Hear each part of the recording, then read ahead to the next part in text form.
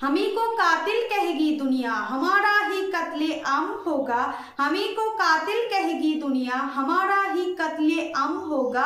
हमी कुएं खोदते फिरेंगे, हमी पे पानी हराम होगा। 1947 সালে ভারতরত্ন আবুল কালাম আজাদ তিনি দিল্লির জামে মসজিদের সিঁড়িতে দাঁড়িয়ে বলেছিলেন कि ऐ मुसलमानों, कहाँ जा रहा हो? यही तुम्हारा मुल्क है। यहाँ तुम्हारे भाई बहन, रिश्तेदार, बुजुर्गान दीन सबकी कब्र है। उस वक्त मौलाना अबुल कलाम आज़ाद की ये सदाएं सुनकर के लोगों ने अपनी सरों से गठरिया उतार के रख दिए थे। कांग्रेस सांसद इमरान प्रतापगढ़ी बोले, आज उसी दिल्ली में मौजूद देश के संसद भवन में एक बिल आया है जो हमसे उसी जामा मस्जिद की सीढ़ियों की सबूत मांगेगा, जो उन्हीं सीढ़ियों के पास कब्र में सोए हुए मौलाना अबुल कलाम आज़ाद को फिर से ये सदाएं देनी पड़ेगी। ये कब्र मेरी कब्र है, ये किसी की जागीर नहीं है। कांग्रेस सांसद ইমরান প্রতাপগড়ি তিনি তীব্রভাবে আক্রমণ করলেন কেন্দ্র সরকারকে। তিনি তিনার বক্তব্যে বললেন, সংবিধানের আর্টিকেল 14, 29, 30 যা চেঁচিয়ে চেঁচিয়ে বলে দেশের সবাই সমান সমান হকদার, আর্টিকেল 26 বলে সবাইকে আপন আপন ধর্মের কাজে মন্দির, মসজিদ, গির্জা, চার্চ করার অধিকার এবং সেগুলো রক্ষণাবেক্ষণ করার অধিকার রয়েছে। কিন্তু ডাক্তার বাবা সাহেব আম্বেদকর সংবিধানকে অপমান করছে এই বিজেপি সরকার। দেশের মুসলিমদের প্রতি ঘৃণায় এতটাই অন্ধ হয়ে গেছে যে দেশের সংসদ ভবনে দাঁড়িয়ে দেশের মাইনরিটি মিনিস্টার আর হোম মিনিস্টার সাহেব সংসদ ভবনে মিথ্যে কথা বলছে আর দেশকে গোমরাহর দিকে এগোচ্ছে। মন্তব্য সংসদ ইমরান প্রতাপগড়ির। সংসদ ইমরান প্রতাপগড়ির পক্ষ থেকে কঠিন আক্রমণ কেন্দ্র সরকারকে। কি বলছেন তিনি, শুনুন। धन्यवाद सभापति महोदय। हमी को कातिल कहेगी दुनिया, हमारा ही कत्लेआम होगा। हमी कुएं खोदते फिरेंगे, हमी पे पानी हराम होगा। सभापति महोदय, सन 1947 में दिल्ली की जामा मस्जिद की तारीखी सीढ़ियों पर खड़े होकर के भारत रत्न मौलाना अबुल कलाम आजाद साहब ने कहा था कि मुसलमानों कहां जा रहे हो? यह है तुम्हारा मुल्क, यहां तुम्हारे आबाओ अजदाद की कब्रें हैं। उस वक्त मौलाना आजाद की ये सदाएं सुन करके लोगों ने अपने सरों की गठरियां उतार करके रख दी थी।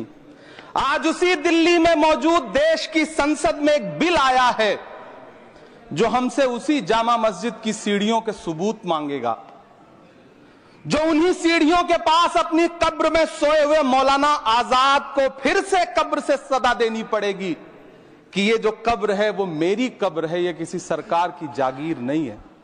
सभापति महोदय, मैं जहां खड़ा हूं इसी संसद भवन के सामने सड़क के उस पार अपनी कब्र में सोए हुए भारत के पूर्व राष्ट्रपति फखरुद्दीन अली अहमद की कब्र है। शायद अब उस कब्र से भी सदाएं आए कि ये कब्र मेरी कब्र है, ये सरकार की जागीर नहीं है। सभापति महोदय, मैं वक्फ कानूनों में किए जा रहे संविधान विरोधी बदलावों के खिलाफ बोलने के लिए खड़ा हुआ हूं। संविधान का आर्टिकल 14 हो, 29 हो, 30 हो, चीख चीख कर कहता है कि देश में सब बराबर के हकदार हैं। आर्टिकल 26 कहता है कि सबको अपने अपने मजहबी कामों के लिए मंदिर, मस्जिद, गिरजाघर, गुरुद्वारों का निर्माण करने का हक है और उसका रखरखाव का भी हक है। लेकिन डॉक्टर बाबा साहब अंबेडकर के संविधान को हर दिन कुचलने वाली ये सरकार देश के मुसलमानों से नफरत में इतनी अंधी हो गई है कि खुलेआम देश की संसद में देश सरकार के माइनॉरिटी मिनिस्टर साहब और होम मिनिस्टर साहब झूठ बोलते हैं और देश को गुमराह करते हैं, झूठ शब्द असत्य बोलते हैं। सरकार ने इस बिल का नाम उम्मीद रखा है। मंत्री जी कल से इसे देश के मुसलमानों के लिए नई उम्मीद बता रहे हैं। नहीं मंत्री जी, न तो ये बिल मुसलमानों के लिए नई उम्मीद है और न ही उम्मीद की नई किरण। सभापति महोदय, भाजपा ने पूरे देश में वक्फ के नाम पर कई सारे झूठ फैलाए हैं। आइए आज उनकी सच्चाई पर बात करते हैं। वक्फ ट्रिब्यूनल को ऐसे बताया जाता है जैसे वक्फ ट्रिब्यूनल कोई मजहबी खाप पंचायत हो। सभापति महोदय, जबकि सच्चाई यह है कि वक्फ ट्रिब्यूनल भी तो सरकारी न्यायिक विभाग है, जिसमें सरकार द्वारा नियुक्त जज होते हैं, जिसमें प्रशासनिक अधिकारी होते हैं, कहीं ऊपर से थोड़ी आ गए। सभापति महोदय, देश के गृह मंत्री जी ने इसी सदन में कहा कि वक्फ ट्रिब्यूनल के फैसले के खिलाफ कोई कोर्ट नहीं जा सकता, जबकि सच यह है कि वक्फ एक्ट 1995 की धारा 83(9) के तहत हाई कोर्ट वक्फ ट्रिब्यूनल के फैसले की न सिर्फ समीक्षा कर सकता है बल्कि उसे बदल भी सकता है। सच तो यह है कि वक्फ बोर्ड खुद अपनी जमीनों के लिए कई सारी कोर्ट में मुकदमे लड़ रहा है। सभापति महोदय, दिल्ली की जिन 123 संपत्तियों को लेकर कल माइनॉरिटी मिनिस्टर, होम मिनिस्टर साहब और अभी आदरणीय नेता सदन बात कर रहे थे, आइए उनकी सच्चाइयों पे भी बात करते हैं। 1911 में जब अंग्रेजी हुकूमत ने कोलकाता के बजाय दिल्ली को राजधानी बनाने का फैसला किया, तो रायसीना हिल्स के चारों तरफ जो मुसलमानों की ढेर सारी जमीनें थी उनको एक्वायर किया गया और लुटियन को इसकी तामीर की जिम्मेदारी सौंपी गई। सेंट्रल विस्टा की तरह लुटियन जोन का मेगा प्लान तैयार हुआ, लेकिन उस वक्त के मुसलमानों ने उस वक्त की अंग्रेजी हुकूमत से अपनी इबादत गाहों को बचाने के लिए लड़ाई लड़ी। मामला ब्रिटिश गवर्नमेंट तक पहुंचा। तब यह तय हुआ कि वो जो धार्मिक स्थल हैं उन्हें जस का तस रहने दिया जाएगा। इंडिया गेट के बगल वाली मस्जिद हो, जाप्तागंज, सुनहरी बाग मस्जिद हो, पार्लियामेंट रोड वाली मस्जिद हो, ऐसी 123 संपत्तियों के मैनेजमेंट के लिए 1913 में मुसलमान वक्फ वैलिडेशन एक्ट बना और उसके बाद एक नया शहर बसाया गया जिसे लुटियंस जोन का नाम दिया गया।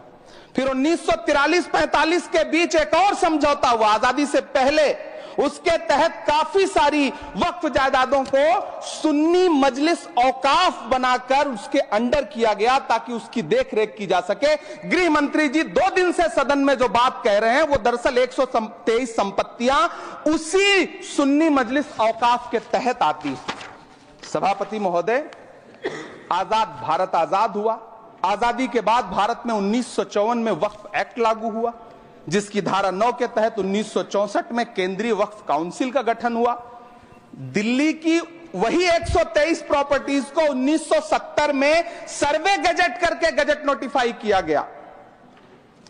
इसके निपटारे के लिए पूर्व प्रधानमंत्री इंदिरा जी के द्वारा 1974 में एक बर्नी कमेटी बनाई गई। बर्नी कमेटी ने 1976 में इन 123 संपत्तियों को दिल्ली वक्फ बोर्ड की संपत्ति होने की रिपोर्ट सौंपी। उस रिपोर्ट के आधार पर 1984 में कांग्रेस सरकार ने उन 123 प्रॉपर्टीज को दिल्ली वक्फ बोर्ड को सौंपने का फैसला किया, जिसके खिलाफ विश्व हिंदू परिषद कोर्ट गई। मामला 2011 तक पेंडिंग रहा। फिर 2011 में कोर्ट ने सरकार को आदेशित किया कि इसका निपटारा करो। तब 2013 में तत्कालीन यूपीए सरकार ने दिल्ली की उन्हीं 123 जायदादों को बर्नी कमेटी की सिफारिशों के मुताबिक वक्फ बोर्ड के हवाले किया। यही वो प्रॉपर्टीज हैं जिनके नाम से गृहमंत्री जी कल से कांग्रेस को कोस रहे हैं। फिर आई 2014 में भाजपा की सरकार, जो तब से इन जमीनों को हड़पने की साजिश कर रही है। जिस बिल को मुसलमानों के हुकूक की हिफाजत करने वाला बिल बताया जा रहा है, उसी को पेश करने के लिए और उस पर बात करने के लिए लोकसभा में भाजपा सरकार के पास एक भी मुस्लिम सांसद नहीं है। जिस वक्त, मैं लोकसभा कह रहा हूं, सुना करिए, जिस वक्फ बिल को मुस्लिम महिलाओं को हक दिलाने वाला बताया जा रहा है, उसे संसद में पेश करने वाली पार्टी के पास न तो राज्यसभा में, न लोकसभा में, न देश की किसी विधानसभा में एक भी मुस्लिम महिला सदस्य नहीं। कल किरण रिजिजू जी कह रहे थे कि रेलवे की जमीनें देश की जमीनें हैं, डिफेंस की जमीनें देश की जमीनें हैं। हां मंत्री जी, हैं, बिल्कुल हैं। ये जो वक्फ की जमीनें हैं, ये हमारे पुरखों ने धार्मिक कामों के लिए डोनेट किया है, तो हम भी तो इसी देश के नागरिक हैं, हम भी तो इसी देश के बेटे हैं, तो वक्फ की जमीनें भी तो इसी देश की जमीनें हैं। उनको पराया क्यों बोलते हैं आप? सभापति महोदय, अशफाकुल्लाह खान जब फैजाबाद की जेल में फांसी के फंदे पर झूल रहे थे, तो इसी देश की जमीन के लिए झूल रहे थे ना। सभापति महोदय, अंडमान की जेल में काला पानी की सजा काटकर अपनी जान देने वाले मौलाना फजले हक खैराबादी हो या शेर खान अफरीदी हो, वो भी तो इसी जमीन के लिए अपनी जान दे रहे थे ना। सभापति महोदय, पाकिस्तान के खिलाफ लड़ते हुए अपनी जान देने वाले महावीर चक्र विजेता ब्रिगेडियर उस्मान हो या पाकिस्तान के पैटर्न टैंक उड़ाने वाला परमवीर चक्र विजेता वीर अब्दुल हमीद हो, वो भी तो इसी जमीन के लिए अपनी जान दे रहा था ना। और मंत्री जी, मैं इस सदन में अलल ऐलान ये कहता हूं कि जब भी इस देश की जमीन को लहू की जरूरत होगी, आपसे 2 कदम आगे इमरान खड़ा मिलेगा, ये मैं आपसे यकीन दिलाते हुए कह रहा हूं। सभापति महोदय, मैं सरकार से कहना चाहता हूं, हमसे हमारी इबादत गाहें तो मत छीनिए ना, हमारे घरों पे बुलडोजर तो मत चलाइए ना, हमारी कब्रों में तो हमें सुकून से सोने दीजिए ना। सभापति महोदय, माइनॉरिटी मिनिस्ट्री का बजट कट करके, मुस्लिम बच्चों की स्कॉलरशिप बंद करके अब सरकार कह रही है कि हम वक्फ की आमदनी से गरीब मुसलमानों का भला करेंगे। गुजरात की बेटी बिल्किस के बलात्कारियों की रिहाई के बाद उन्हें माला पहनाने वाली लोगों के नेता ये कह रहे हैं कि यह बिल मुस्लिम महिलाओं को उनका हक दिलाएगा। धन्यवाद मोदी जी, क्या बढ़िया सौगातें मोदी दे रहे हैं आप। पहले हमें गुजराते मोदी दिया, आप सौगाते मोदी दे रहे हैं। लेकिन यह सरकार इतना याद रखे कि इसी ठसक के साथ देश की संसद में सीए का कानून भी लाया गया था और कहा गया था बड़े बड़े भाषण देकर के कि पड़ोसी देशों से हिंदू भाइयों को ला करके यहां नागरिकता दी जाएगी। लेकिन मैं आपके संज्ञान में लाता हूं सर कि पिछले इतने दिनों में इनसे नागरिकता लेने के लिए 2000 व्यक्ति भी नहीं आए, जबकि इसके उलट इन्हीं की सरकार में पिछले 10 साल में 15 लाख से ज्यादा भारतीयों ने भारत की नागरिकता छोड़ करके दूसरे देश में जाकर के बस गए। यह हुआ उस कानून का अंजाम। सभापति महोदय, इसी तरह की जिद के साथ किसानों के खिलाफ भी कानून लाए गए थे। जिस तरह आज वक्फ के फायदे गिनाए जा रहे हैं, उसी तरह से किसानों को भी कृषि कानूनों के फायदे गिनाए गए थे। लेकिन अंजाम क्या हुआ? 700 किसानों की शहादत लेने के बाद सरकार को अन्नदाता किसानों के सामने घुटने टेकने पड़े और कृषि कानून वापस लेने पड़े। जिल्ले इलाही, जमहूरियत जो है वो नफरत और ठसक से नहीं चलती है, अकड़ से नहीं चलती है, उसमें सबकी हिस्सेदारी जरूरी है। कल देश के माइनॉरिटी मिनिस्टर ने लोकसभा में खड़े होकर एक शेर सुनाया था कि मुझसे कोई बदगुमान न हो, तो मैं उन्हें एक शेर सुनाना चाहता हूं कि मैं आज जद पे हूं तो इतना खुशगुमान न हो, मैं आज जद पे हूं तो इतना खुशगुमान न हो, चराग सबके बुझेंगे हवा किसी की नहीं।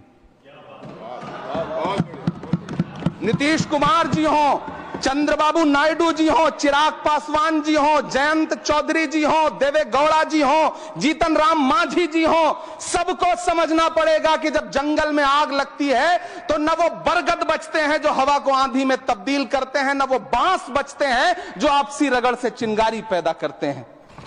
सभापति महोदय, जब देश को मनमोहन सिंह साहब जैसा काबिल प्रधानमंत्री मिलता है तो देश को आरटीआई जैसा एक्ट मिलता है, सेज जैसा एक्ट मिलता है, मनरेगा जैसा एक्ट मिलता है, लिबरलाइजेशन मिलता है, राइट टू एजुकेशन मिलता है, नेशनल फूड सिक्योरिटी एक्ट मिलता है।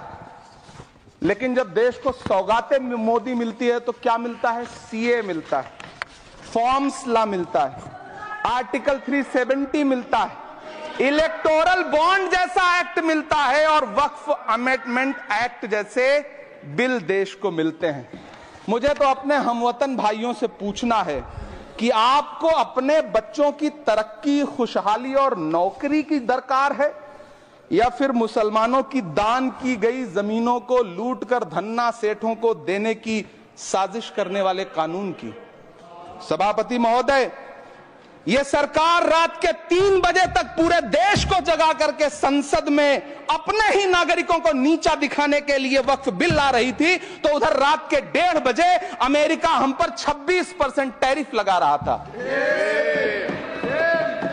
सरकार की प्राथमिकताएं देश को पता, सभापति महोदय, मैं बहुत भावुक हूं आज, और मुझे अच्छा लगा कि आदरणीय नेता सदन जगत प्रकाश नड्डा जी ने बहुत अच्छी बातें भी की, मन से बातें की। क्योंकि उनके नाम में प्रकाश जुड़ा है तो मैं उनमें हमेशा एक रोशनी की किरण देखता हूं। मैं उनके सामने बहुत अदब से यह बात कहना चाहता हूं कि चरागों के सफर में दबदबा हो आंधियों का तो फिर अंजाम जुल्मत के सिवा कुछ भी नहीं होगा। ये दुनिया नफरतों के आखिरी स्टेज पर है, इलाज इसका मोहब्बत के सिवा कुछ भी नहीं होगा। मैं भावुक हूं, मेरी पलकें गीली हैं। अगर देश की एक बहुत बड़ी आबादी को लगता है कि आप उसका भला करने के लिए नहीं बल्कि उनकी इबादतगाहों, उनकी कब्रिस्तानों, उनकी खानकाहों को बर्बाद करने का बिल ला रहे हैं, तो फिर आप अगर समझाने में नाकामयाब रहे हैं तो यह आपकी नाकामयाबी है। पहले समझाइए, उसके बाद कोई बिल लेकर के आइए, तब शायद हम आपका इतनी पुरजोर तरीके से विरोध ना करें। लेकिन सभापति महोदय, मैं अंत में सिर्फ इतना कहना चाहता हूं कि इस बिल में जो भी पॉइंट्स दिए गए हैं, बॉम्सी पोर्टल देख लीजिए, सरकार का झूठ आपको पकड़ में आ जाएगा। हम डरे नहीं हैं, हम सिर्फ सरकार से अपील कर रहे हैं कि हमें अपना समझिए। हम आपके अपने हैं, इस देश के नागरिक हैं, और आप ताकत में हैं। संख्या बल के आधार पर बिल हो सकता है आप पास करा ले, लेकिन आपको यह बात समझनी पड़ेगी कि हम तो वो तारीख हैं, जहनों में रहना है, जिसे कागजी पुर्जे नहीं जो फाड़ डाले जाएंगे। जिस जमीन पर मैं खड़ा हूं यह मेरी पहचान है। आप आंधी हैं तो क्या मुझको उड़ा ले जाएंगे? आपको यह बात समझनी पड़ेगी। आपको अगर इतना विपक्ष की तरफ से पहले जेपीसी में इतने सारे पॉइंट्स आए और उसके बाद कल से लोकसभा में और राज्यसभा में सुझाव आप सुनने को तैयार नहीं है, लोगों की शंका को दूर करने के बारे में आप बिल्कुल सोच नहीं रहे, बस आप कह रहे हैं यह बिल उम्मीद की नई किरण है। नहीं साहब, इसे भले किरण जी लेके आए हैं, लेकिन ये उम्मीद की नहीं बल्कि नाउम्मीदी की किरण है। और इस देश की एक बहुत बड़ी आबादी इस बात से खदशे में है, शक में है कि आप सीधे उनकी जमीनों को लूट करके धन्ना सेठों को बेचना चाहते हैं। मेरी अब भी आपसे अपील है कि इस बिल को वापस लीजिए। यह बिल कहीं से आपके अपने नागरिकों के लिए अच्छा नहीं है। यह बिल सिर्फ इस देश के मुसलमानों को नीचा दिखाने का और अपने एक ऐसे मतदाता वर्ग को खुश करने का बिल है जिनको इस बिल के पास हो जाने से कुछ मिलेगा भी नहीं, लेकिन आप एक नैरेटिव देना चाहते हैं, एक मैसेज देना चाहते हैं। मेरी आपसे अपील है कि कृपया ये जो सबका साथ सबका विकास का नारा है, इस नारे को रत्ती भर तो चरित्रार्थ कर दीजिए। बहुत बहुत धन्यवाद।